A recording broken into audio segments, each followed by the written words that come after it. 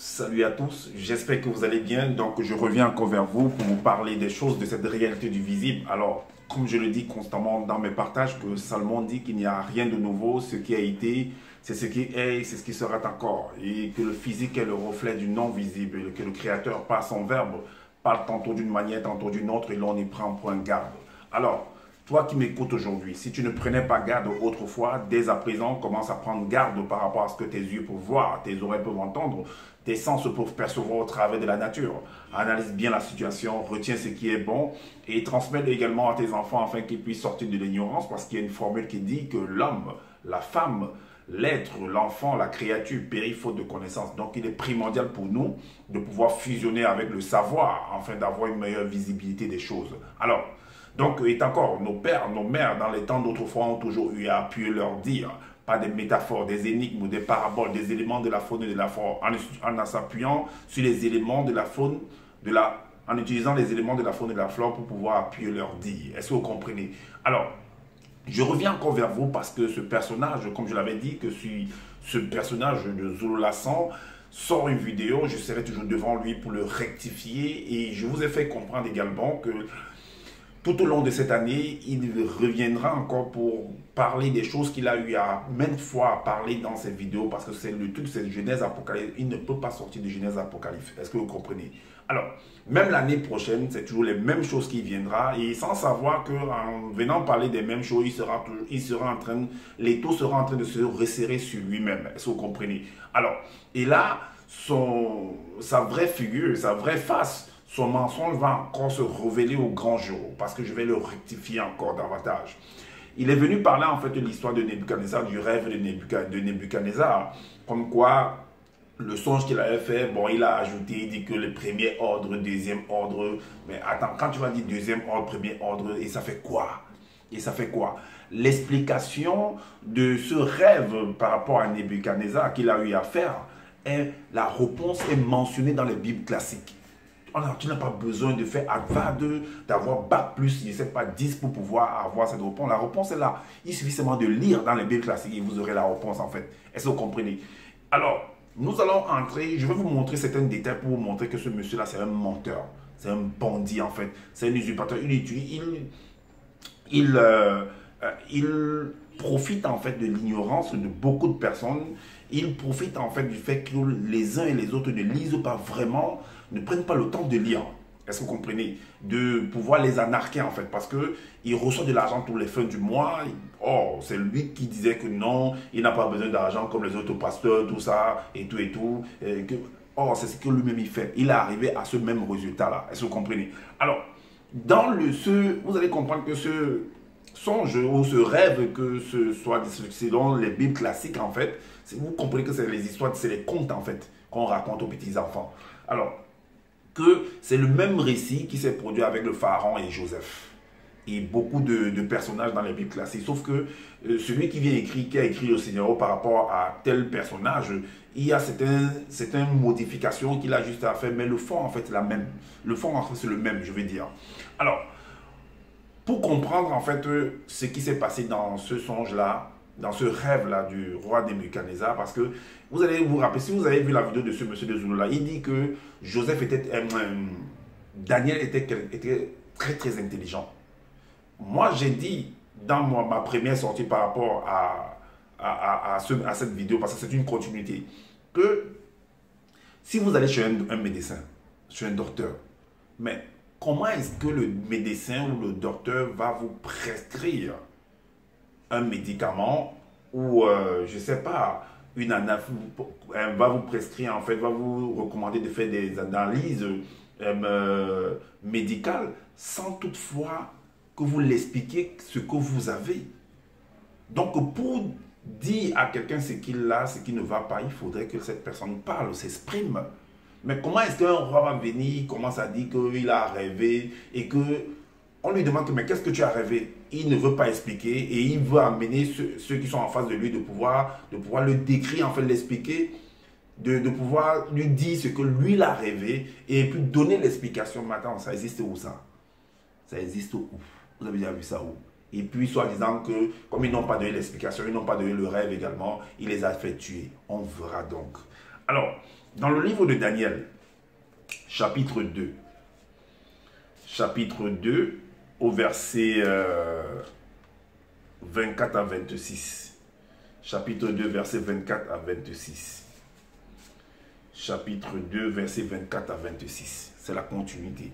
Alors, parce que, selon ce qui est écrit dans les Bibles classiques, lorsque Nebuchadnezzar a réuni les sages, les mages, les nécromanciens, tout ce que, selon ce qu'on est les magiciens, pour pouvoir l'expliquer en fait, selon ce qui est écrit dans les Bibles classiques, au verset, ils n'ont pas pu.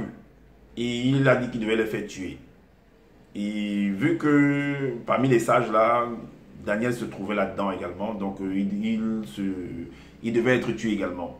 Mais lui, par contre, il va demander une certaine trêve en fait, qu'on le laisse du temps pour pouvoir trouver la réponse et venir expliquer en fait ce que le roi a pu rêver. Donc la suite nous dit ici, après cela, Daniel se rendit auprès d'Arjoc, à qui le roi avait ordonné de faire périr les sages de Babylone. Il alla et lui parla ainsi, 2 points. Ne fais pas périr les sages de Babylone. Conduis-moi devant le roi et je donnerai au roi l'explication. Donc le monsieur de Zoula est venu utiliser son livre, son faux livre des excréments spirituels pour venir raconter. Tout ça, il a pris ça, il a copié ça dans les Bibles classiques.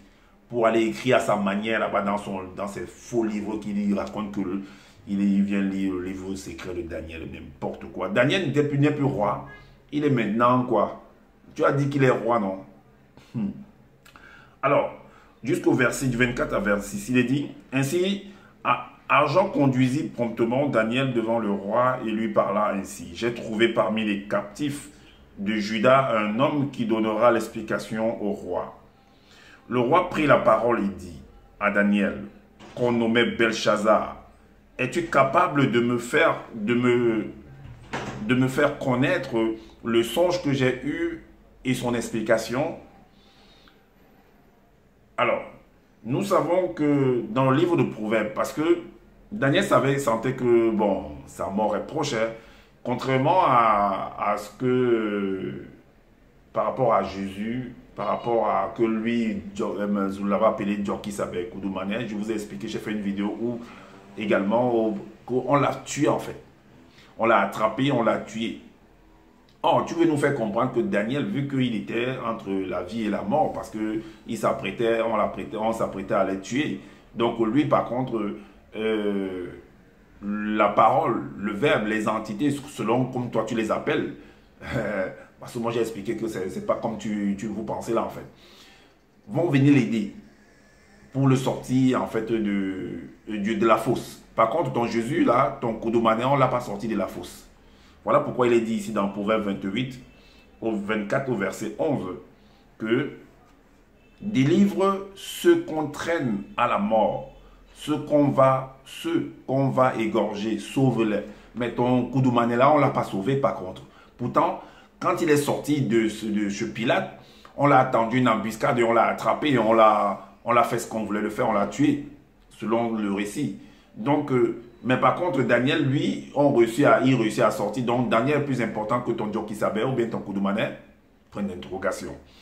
Alors, donc voilà. On revient encore sur le livre de Daniel pour continuer. Au verset Daniel 2, au verset 5. Daniel chapitre 2, le verset 5. Daniel chapitre 2, le verset 5. Qu'est-ce qu'il dit? Vu que le roi, en fait, il s'apprêtait en fait à tuer les uns et les autres, comme on l'a dit, il est dit ici que le roi, vu que on dit qu'il a fait, il a fait un rêve et que l'explication, en fait, il a demandé aux gens de venir l'expliquer. Il n'a pas pu expliquer, il n'a pas dit en fait le rêve qu'il a eu à faire, mais il voulait qu'on l'explique en fait ce que lui, qu'on lui dise sa pensée en fait, sans qu'il n'ait déclaré cela. Au verset, le roi reprit la parole et dit aux Chaldéens, la chose m'a échappé, vous voyez. Donc, vu il a appelé les sages, ce que Zoula veut nous faire comprendre, les nécromanciens, les sages, les magiciens, les marabouts, tous ces gens-là. Les gens, on lui demande donc, ben, dis-nous ce que tu as rêvé et puis nous on te donnera l'explication. Voici ce qu'il répond. Le roi reprit la parole et dit aux Chaldéens, deux points, la chose m'a échappé. Si vous ne me faites connaître, le songe et son explication, vous serez mis en pièces et vos maisons seront réduites en un tas d'immondices. Voilà ce qu'il dit là au chapitre 2 du verset 5. Par contre, la suite dans Daniel chapitre 2 au verset 28, il est dit que mais par contre Daniel pour expliquer va venir expliquer en fait, donner l'explication pour nous faire comprendre que non, c'est les entités en fait, il y a en fait, celui qui peut apporter l'explication à ce rêve, à ce songe-là, ben, il ne vit pas, en fait, il ne réside pas dans le commun des mortels, en fait. Donc, il est au-delà, en fait, du commun des mortels. Voilà pourquoi lui, son Dieu, soi-disant, selon ce qui est écrit dans les Bibles classiques, réside au ciel là-bas, ou dans les cieux, et dans les cieux. Alors, donc, je disais tantôt que, vu que son Dieu, en fait, réside dans les cieux là-bas, lui, il va donc s'appuyer sur son Dieu pour pouvoir avoir l'explication et venir donc donner. Donc, c'est pourquoi on dit ici, ça c'est une partie. Hein, c'est pourquoi je dis que je vais vous montrer un détail que ce détail-là, en fait, vous allez comprendre que c'est du n'importe quoi ce que monsieur de Zoula est venu raconter. C'est du n'importe quoi. Il faut être vraiment, il faut lire pour comprendre qu'il y a de la magouille dans ce qui est mentionné dans les Bibles classiques et comprendre en fait le fond de la chose. Zoula, en fait, il y a des choses que lui n'a pas reproduit en fait dans son livre qu'il a écrit, qui sont contenues dans les Bibles classiques. Il n'a pas reproduit ça. C'est pourquoi il dit qu'il a sectionné beaucoup de choses, il a copié-collé également d'autres choses.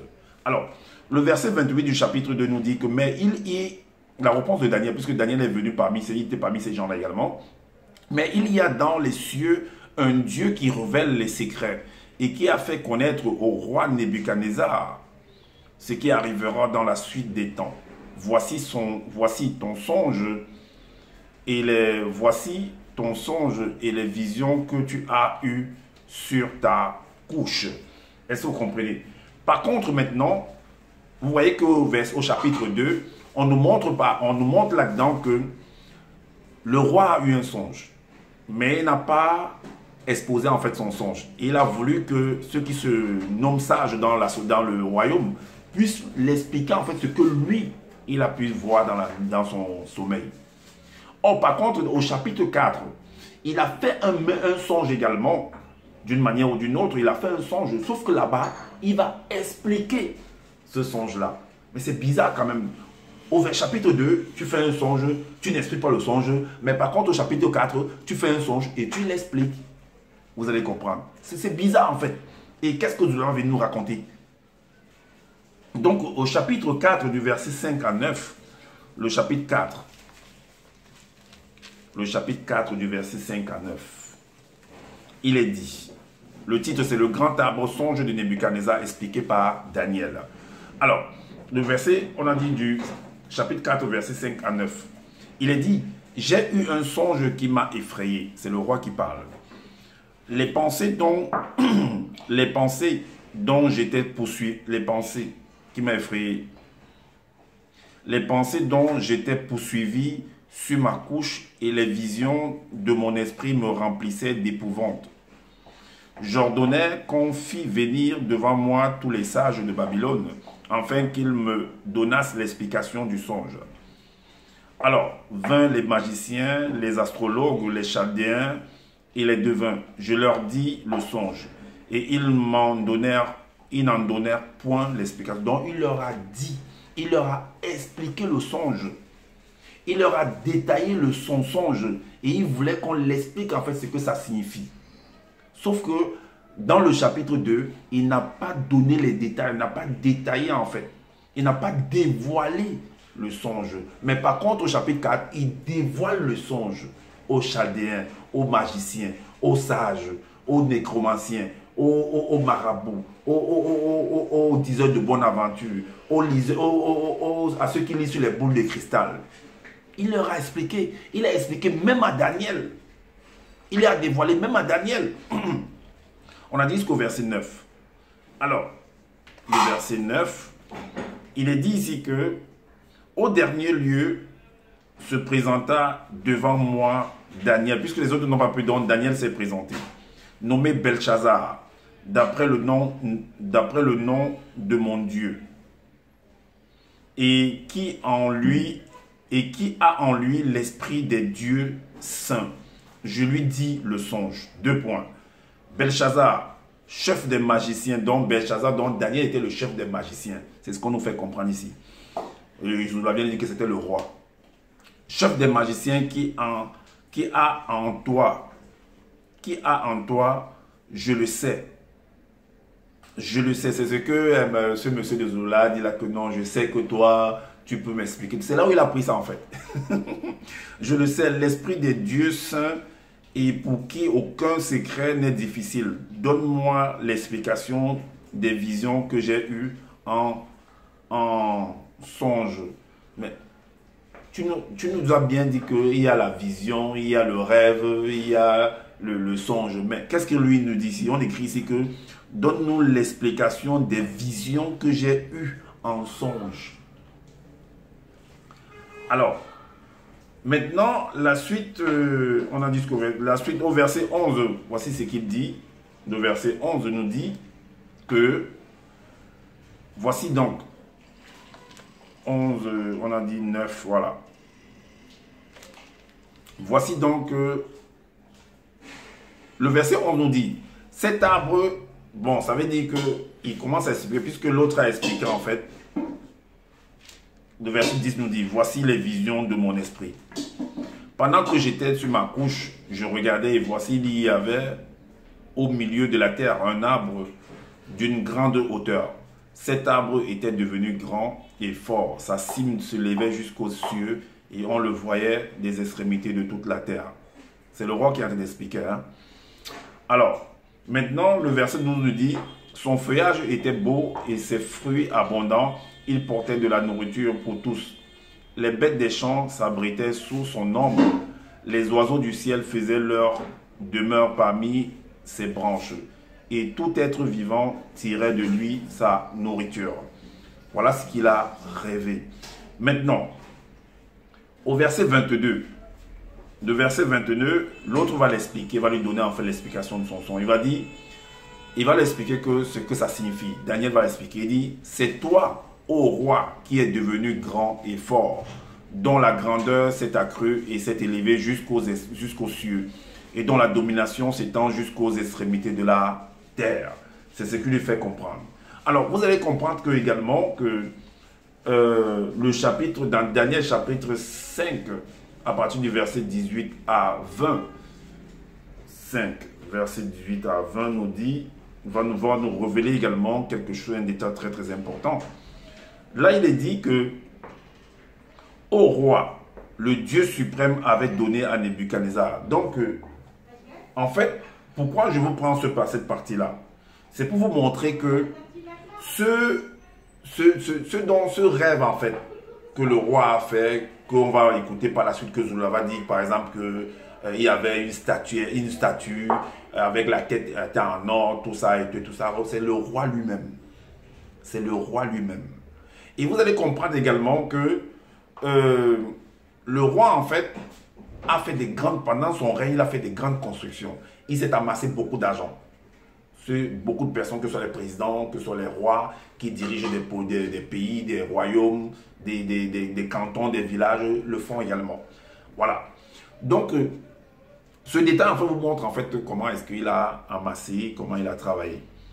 Donc maintenant, il est dit, ô roi, le Dieu suprême avait donné à Nebuchadnezzar, ton père, l'empire, la grandeur, la gloire et la magnificence. Est-ce que vous comprenez? La magnificence. Et vous allez comprendre également que, en fait, Daniel n'était pas plus instruit plus sage que le roi Nebuchadnezzar.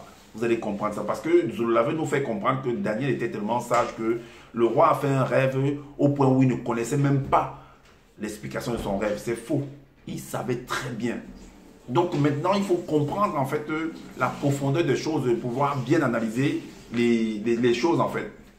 Et pouvoir bien analyser les choses. Donc comme Zerubbabel nous fait comprendre que Daniel était plus instruit que le roi, au point où le roi est venu en fait demander aux gens. Mais quand vous écoutez même ce rêve-là, vous ne voyez pas que c'est des petites choses. C'est vrai qu'il faut lire. Hein. Je peux dire que c'est des petites choses parce que moi j'ai lu et j'ai compris en fait. Donc celui qui est nouveau, pour lui ce sera un peu difficile, vous comprenez. Donc voilà pourquoi il faut lire en fait. Alors, donc on nous fait comprendre que Daniel, ce verset du chapitre 10, verset 18 du chapitre 5 là nous montre que Daniel avait amassé beaucoup de choses en fait. Donc au roi, alors à cause de ça, à cause de la grandeur qu'il lui avait donnée, tous les peuples, les nations, les hommes de toute langue étaient dans la crainte et tremblaient devant lui. Le roi faisait mourir ceux qu'il voulait et il laissait la vie à ceux qu'il voulait. Il élevait ceux qu'il voulait et il abaissait ceux qu'il voulait. Mais lorsque son cœur s'éleva et que son esprit s'endurcit jusqu'à l'arrogance, il fut précipité de son trône royal et dépouillé de sa gloire. Donc, c'est ce que je vous disais tantôt en avant, que la statue dont le roi qui va être représenté donc par rapport à son rêve, en fait, ça représente en fait le roi Nebuchadnezzar. Est-ce que vous comprenez? Et ça représente également son règne. Ça représente également ceux qui vont venir après lui pour régner. Est-ce que vous voyez? Donc d'où la tête qui va être en or et la poitrine qui va être en argent et ainsi de suite, les reins et le fer et l'argile. C'est des royaumes en fait. Est-ce que vous comprenez? Sur la terre et non ailleurs. Et non ce que vous avez nous parlé des démons, ça n'existe pas tel qu'il l'explique là. Les démons, Satan, c'est des hommes qui sont cachés derrière. C'est des royaumes. Est-ce que vous voyez? C'est comme on parle aujourd'hui de la pyramide de Ponzi. Est-ce que vous comprenez? Alors, donc, on va aller également dans Daniel 4, au chapitre 30, au verset 4, au verset 30 plutôt. Daniel 30, il est dit, et le roi prit la parole et dit, c'est Daniel, c'est Nebuchadnezzar, dont on montre en fait sa gloire. Le roi prit la parole et dit, n'est-ce pas ici Babylone la grande que j'ai bâtie comme résidence royale par la puissance de ma force et pour la gloire de ma magnificence? Donc il voit en fait son travail, qu'est-ce qu'il a produit pendant son règne, pendant qu'il est là, et il se réjouit en fait, il se glorifie en fait de son travail. Il se frappe la poitrine. Et on va vouloir nous faire comprendre que non, à cause du fait que l'orgueil est monté et les entités sont descendues pour lui dire que non et tout. Tu as cru que tu veux être Dieu. Or, ben, Psaume 82, verset 6 nous dit quoi? J'avais dit que vous êtes des dieux, mais cependant vous mourrez comme des simples hommes. Donc, et qu'est-ce qu'on a dit à Moïse? Vois dans Exode 7, 2, 1. Vois, je te fais Dieu pour Pharaon. Est-ce que vous comprenez? Donc, je ne vois pas qu'est-ce qu'il y a en mal de pouvoir se glorifier. Beaucoup Zola lui-même. Quand il se glorifie, là, il raconte ces histoires qu'il raconte là, que non, il est le seul enseignant. C'est une forme de glorification. Est-ce que pourtant, il n'est pas le seul enseignant. Donc, là, on était en train de partir pour vous montrer que, on va vous montrer que c'était des détails, en fait, pour montrer que Daniel n'était pas plus intelligent que le roi Nebuchadnezzar. Parce que Daniel a été ramené, selon le récit, en captivité. Parce que le roi Nebuchadnezzar est parti en conquête et quand il est rentré avec des trésors. Et on va dire comme ça, des hommes, d'autres vont appeler des esclaves. Donc, Daniel faisait partie on va dire ça comme ça, de cette troupe-là qu'on ramenait à Babylone. C'est pourquoi on vous montre par là que, je vais vous montrer que Daniel, Nebuchadnezzar, le roi était très très intelligent selon ce qui est écrit. Alors, donc on va aller également dans Daniel chapitre 2 au verset Daniel 2, 27, 28. Daniel 2, 27, 28. Qu'est-ce que ça dit? Il est dit, Daniel répondit en présence du roi et dit, ce que le roi demande, Daniel répondit en présence du roi et dit, ce que le roi demande est un secret que les sages, les astrologues, les magiciens, les devins ne sont pas capables de découvrir au roi. Mais ils ne sont pas capables. Mais Daniel, tu étais un sage, non? Mais comment se fait-il que tu as pu donner l'explication? Parce qu'on veut nous faire comprendre que cela venait du plan spirituel, que c'est les anges, selon ce qui est écrit, selon ce que Zola nous fait comprendre, que c'est les anges qui sont venus te révéler cela. Mais c'est pas comme ça en fait. Si c'était le cas, pourquoi est-ce qu'au chapitre 4, par rapport à le songe de l'arbre, de cet arbre-là, le roi a pu expliquer en fait son songe et puis vous l'avez donné l'explication. Pourquoi là, pourquoi en ce moment-là, vous n'avez pas dit que non, c'est pas les entités qui sont venues donner l'explication. Donc il faut arrêter un peu. Le verset 28 nous dit, mais il y a dans les cieux un Dieu qui révèle les secrets et qui a fait connaître au roi Nebuchadnezzar ce qui arrivera dans la suite des temps. Voici ton songe et les visions que tu as eues sur ta couche. Et comme j'ai expliqué tout à l'heure, avec certains versets en avant là, que le roi en fait, il a montré sa gloire, sa magnificence. Il a ramené des choses, il a fait des constructions, des réalisations au pays. Il s'est glorifié en fait. Voilà pourquoi on va aller dans le livre d'Ézéchiel, que vous allez comprendre que cela s'adressait également à ce roi, au roi Nebuchadnezzar, au chapitre 28, le verset 2 à 6. Il est dit, fils de l'homme, dis au prince de Tyr, ainsi parle le Seigneur, l'Éternel, 2 points.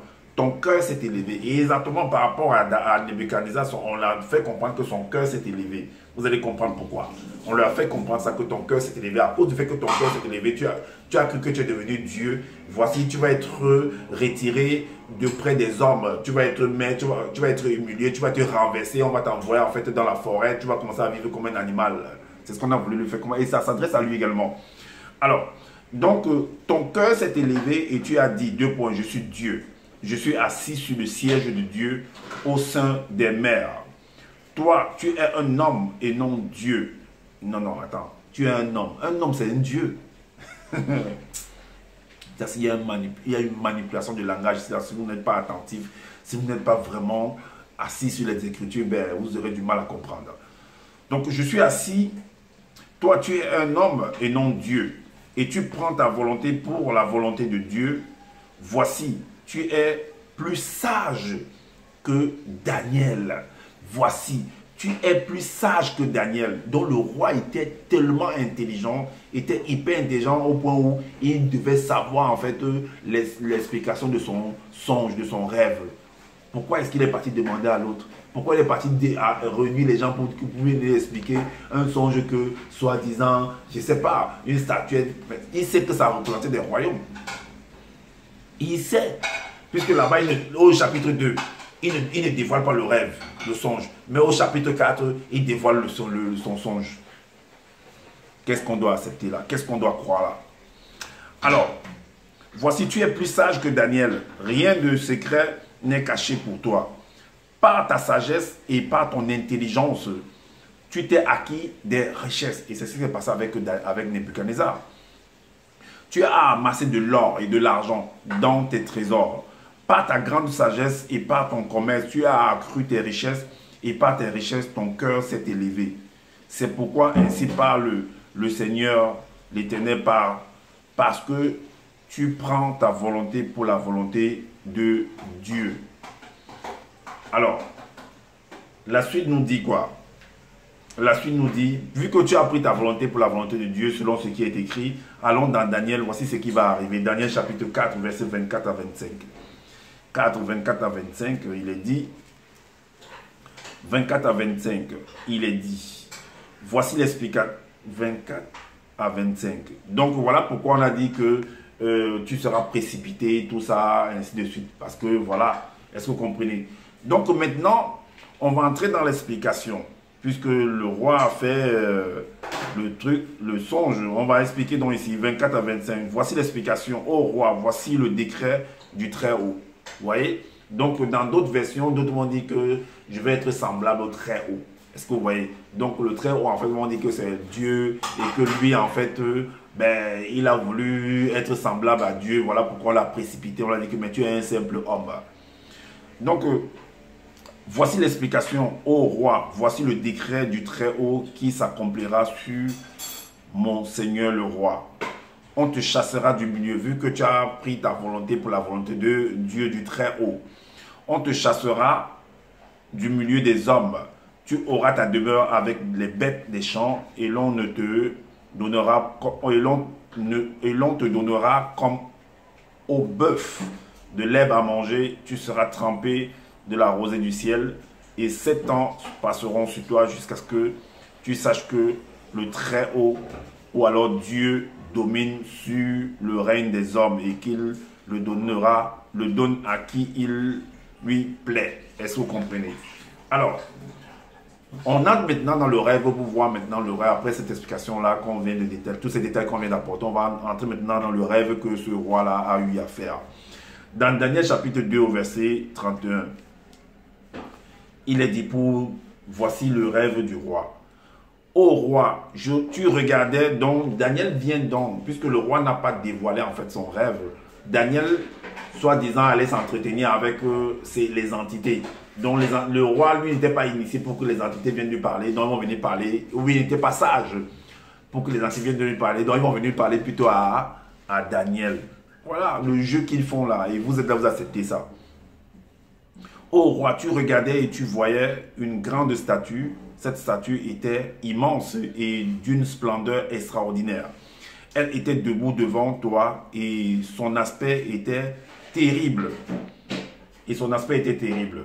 Le verset 32 dit, la tête de cette statue était d'or. Et vous devez comprendre que l'or, en fait, au-dessus, c'est comme une couronne, en fait, au-dessus de la tête d'un homme. Ça représente la gloire. Est-ce que vous comprenez? Ça représente, en fait, l'autorité.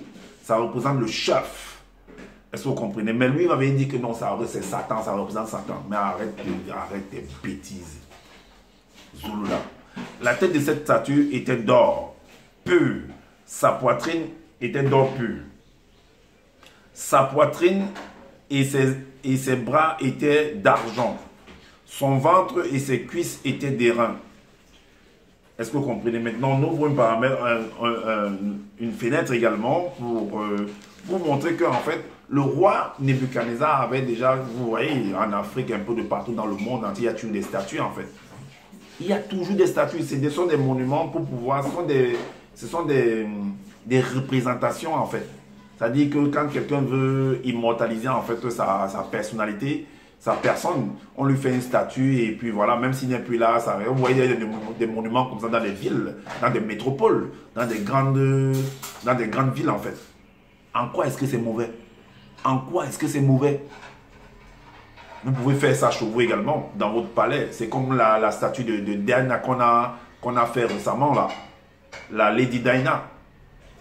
Alors, il est dit que le roi Nebuchadnezzar fit une statue d'or, haute de 60 coudées et large de 6 coudées. Il la dressa dans la vallée du Dura, dans la province de Babylone. Il n'y avait rien de mauvais, rien de péjoratif là-dedans. Voilà pourquoi on retourne dans le livre de Daniel encore, dans chapitre 2, 36 à 38. 36 à 38 pour continuer dans le récit. 36 à 38, il est dit que, toujours dans la même continuité, il est dit que voilà le songe. Voilà le songe. Nous en donnerons l'explication devant le roi. Alors, ô roi, tu es le roi des rois. Donc, le fait que la tête est en or, voilà pourquoi on lui dit que tu es le roi des rois. Donc, tu es la gloire du territoire du royaume. Tu es le chef. Tu es le guide. Ô roi, tu es le roi des rois, car le Dieu des cieux t'a donné l'empire, la puissance, la force et la gloire, dont ton rayonnement, l'or, va rayonner sur tout le peuple en fait. C'est pourquoi on dit, par exemple, dans Apocalypse chapitre 18, verset 1, qu'il y a une entité soi-disant qui est descendue et tout le rayonnement, il rayonnait de toute la gloire. En fait, la terre fut rayonnante, en fait, la terre fut éclairée par le rayonnement de sa gloire. Est-ce que vous comprenez? Donc, c'était l'autorité, c'est pour montrer en fait que c'est lui le chef. Alors, la suite nous dit quoi? De verset 37, 38. Il a remis entre tes mains en quelques lieux qu'il habite les enfants des hommes, les bêtes des champs et les oiseaux du ciel, et il t'a fait dominer sur eux tous. C'est toi qui es la tête d'or, dont ça représente Nebuchadnezzar, c'est lui le chef. Lui avait dit que c'est Satan. N'importe quoi. C'est pourquoi, en fait, par rapport au songe, en fait, du grand arbre, en fait, est-ce que vous voyez? Ça représente ça, parce que les oiseaux venaient nicher, en fait, sur cet arbre-là. Les hommes venaient se reposer sous l'ombre de cet arbre-là, et ainsi de suite. Est-ce que vous voyez? Ça représente également, comme on avait donné la domination, en fait, à l'homme, d'être assujetti, d'aller de conquérir, d'aller en conquête, de dominer sur les poissons, les animaux, ainsi de suite, sur la nature, la faune et la flore. Donc, c'est ça l'autorité, en fait. Et maintenant, on va aller également dans Daniel 4 au verset 22. Daniel 4, 22. Daniel 4, 22. Il est dit, c'est toi, ô roi, qui es devenu grand et fort, dont la grandeur s'est accrue et s'est élevée jusqu'aux cieux, et dont la domination s'étend jusqu'aux extrémités de la terre. C'est la même chose en fait. Alors, dans Daniel, chapitre 2, à partir du verset 39, le verset 39 nous dit, c'est toujours la continuité, la suite de l'explication du songe. Je crois, oui. Après toi, il se lèvera. Est-ce que vous voyez? Après toi, il se lèvera un autre. Après toi, il se lèvera un autre royaume. Donc, ça représente également la partie, parce qu'on a dit que la tête de cette statue était d'or, pur. Maintenant, on dit que, virgule, point virgule, sa poitrine et ses bras étaient d'argent. C'est ce qui va représenter qu'après toi, il s'élèvera un autre royaume, moindre que le tien. Parce que l'or, on nous fait comprendre que l'or est au-dessus de l'argent. Mais vous allez comprendre également qu'il y a un truc qui est très terrible. Parce que pour pouvoir avoir l'or, il faut avoir d'abord l'argent. Parce que c'est l'argent qui permet d'aller creuser et obtenir l'or. Ou alors, également dans un autre sens, on creuse pour obtenir l'or et aller vendre et obtenir de l'argent. Vice versa. Mais donc, de toute façon, chacun a sa valeur. Alors, après toi, il s'élèvera un autre royaume, moindre que le tien.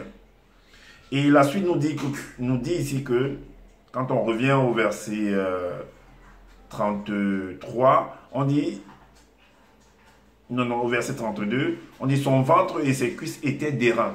Voilà pourquoi il est dit ici que, puis un troisième royaume qui sera d'airain. Un troisième royaume qui sera d'airain et qui dominera sur toute la terre. C'est pourquoi je vous ai dit que c'est des royaumes en fait. Puisque lui-même, Nebuchadnezzar, rien sur un royaume.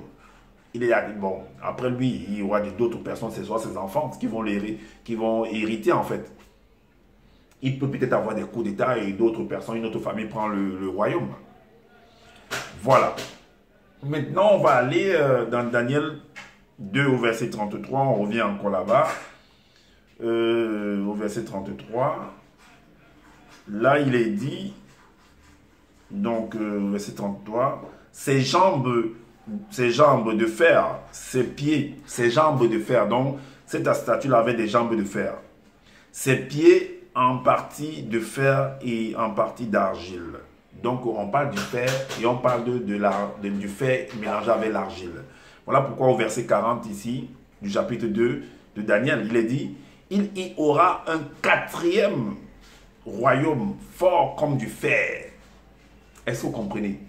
Ce sont des métaphores en fait. C'est pourquoi je dis généralement au début de mes vidéos que nos pères, nos mères dans les temps d'autrefois ont toujours eu à appuyer leur dire. Pas des métaphores, des énigmes, des paraboles, des dictons, en s'appuyant, en utilisant les éléments de la faune et de la flore. Ils ne peuvent pas aller au-delà. Est-ce que vous comprenez? Donc, Il y aura un quatrième royaume fort comme du fer. Et la suite, fer et argile. De même que le fer brise et rompt tout, il brisera et rompra tout, comme le fer qui met tout en pièces. Alors, maintenant, on va également dans le verset 34 du chapitre 2. Il est dit, tu regardais,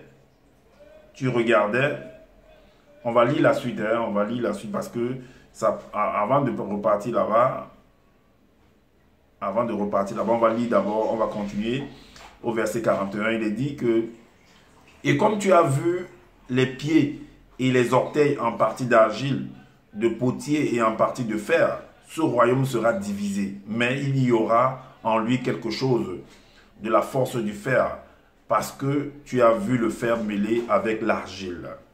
Est-ce que vous comprenez? Et comme les doigts des pieds étaient en partie de fer et en partie d'argile, ce royaume sera en partie fort et en partie fragile. Est-ce que vous comprenez? Et en partie fragile. Tu as vu le fer mêlé avec l'argile, parce qu'ils se mêleront par des alliances humaines, mais ils ne seront point unis l'un à l'autre, de même que le fer ne s'allie point avec l'argile. Ok, maintenant c'est bon. On revient maintenant au verset 34 du chapitre 2.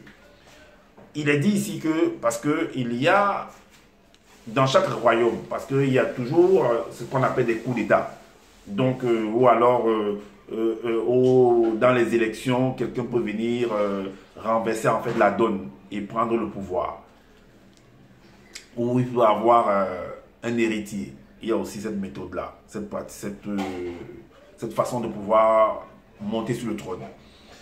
Alors, il est dit au verset 34 du chapitre 2 que tu regardais lorsqu'une pierre se détacha sans le secours d'aucune main, frappa les pieds de fer et d'argile de la statue et les mit en pièces. Depuis quand une pierre va quitter de manière réelle comme ça dit physiquement, une pierre va quitter, venir frapper en fait sur une statue sans le secours d'une main? Vous avez vu ça où?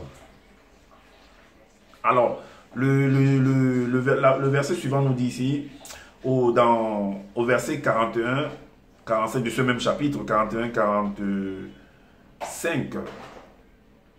Non, on va prendre le 40 à partir du verset 44. Alors, dans le temps de ces rois, le Dieu des cieux suscitera un royaume qui ne sera jamais détruit et qui ne passera point sous la domination d'un autre peuple. Il brisera et anéantira tous ces royaumes-là. Et lui-même subsistera éternellement. Donc la pierre, en fait, vous allez comprendre, parce que l'homme est fait à partir le corps de l'homme est fait à partir de la terre. Et la terre, lorsqu'on réunit, en fait, ça forme des pierres, en fait. Est-ce que vous voyez? C'est pourquoi on dit que tu étais formé de toute espèce de pierres précieuses. Dans le livre d'Ézéchiel. Maintenant, la suite nous dit, donc cette pierre-là qui vient renverser en fait le royaume qui va représenter en fait le fer mélangé à l'argile pour renverser en fait c'est ce qui a été dit ici que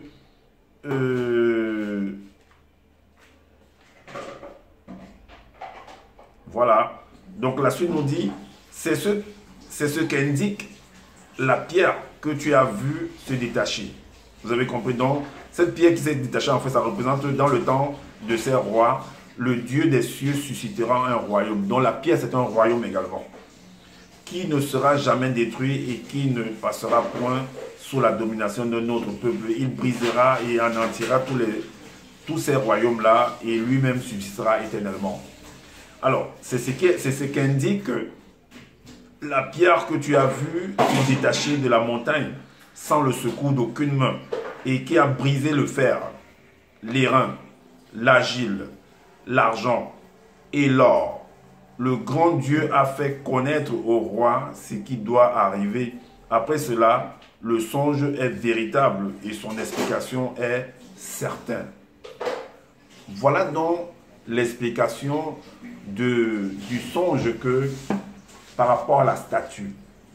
Donc, que ce soit l'or, que ce soit l'argent, que ce soit les reins, que ce soit que ce soit le fer mélangé à l'argile, cela représente des royaumes sur cette terre.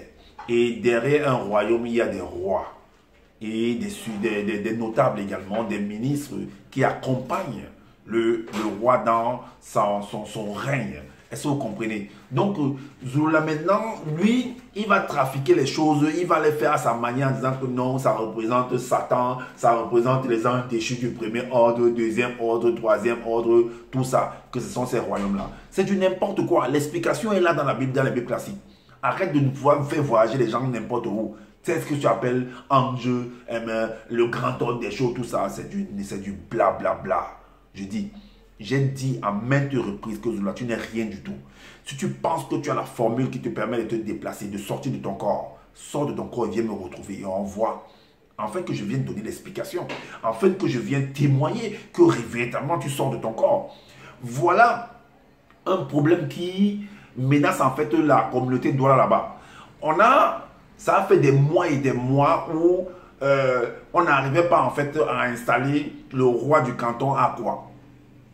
Mais dernièrement, on l'a installé. J'ai mis la vidéo sur mon YouTube pour montrer que, mais toi, tu dis que tu es l'un des deux purificateurs Sawa.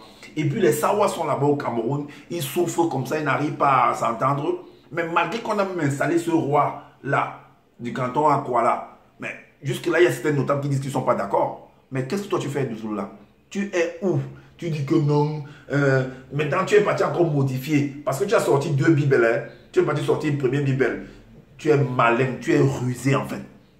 Maintenant tu dis que non. Je t'ai entendu dire là dans ta vidéo que en fait, la pierre qui est sortie de la montagne sans le secours d'un homme là, de la main d'un homme, en fait, qui est venu briser. Ah, donc Babylone là en fait, donc toi tu peux briser en fait le royaume à Babylone. Tu laisses ce qui est au Cameroun. Hein. Babylone c'est pas le Cameroun. Hein. Ah, c'est pas le Cameroun, c'est Chinéa. Toi-même, tu as expliqué, c'est à Chinéa là-bas. C'est en Mésopotamie. Donc, c'est en Afrique de l'Est. Mais le Cameroun, c'est l'Afrique du centre. Hein? C'est le centre. Mais pourquoi tu ne parles pas briser la statue qui est au Cameroun là-bas? Pourquoi tu ne parles pas aller briser en fait le désordre qu'il y a dans la communauté Sawa au Cameroun? Tu n'es rien du tout. Tu es un plaisantin tout simplement, ce jour-là. Tu restes dans ta chambre là-bas, tu blablates, tu te mets à blablater et tout et tout. Reste là-bas dans ta chambre. Ceux qui sont là, qui te suivent comme des Mongols, ils ne veulent pas se réveiller. Je leur apporte en fait tous les éléments pour qu'ils puissent comprendre en fait que tu es un plaisantin. Tu es un rigolo, Zulula. Tu n'es rien du tout. Je te brise comme des cacahuètes. Tu n'es rien du tout. Si tu penses que tu as un pouvoir, sors de ton corps. Et que moi je viens de témoigner. Regarde-moi quelqu'un, mon frère. Tu es là pour gâter les choses des autres. Va arranger les histoires, le problème qu'il y a à la communauté Sawa au Cameroun. Tu as dit que tu es l'un des deux purificateurs Sawa. C'est ce que tu as écrit dans ton livre. Va arranger la situation de la communauté Sawa au Cameroun. La bonne charité commence par soi-même. Viens pas nous embrouiller ici avec tes récits que tu es venu transformer. Tu es allé transformer dans ta chambre là-bas et tout et tout. Tous les résultats sont là-dedans. Tous les résultats sont là-dedans. Tu penses que tu vas venir lire les choses, on ne va pas savoir ce que c'est. Donc voilà dans le truc, le résultat. Voilà ce que j'avais à vous partager. Alors, comme j'ai dit constamment, je n'ai pas la science infuse.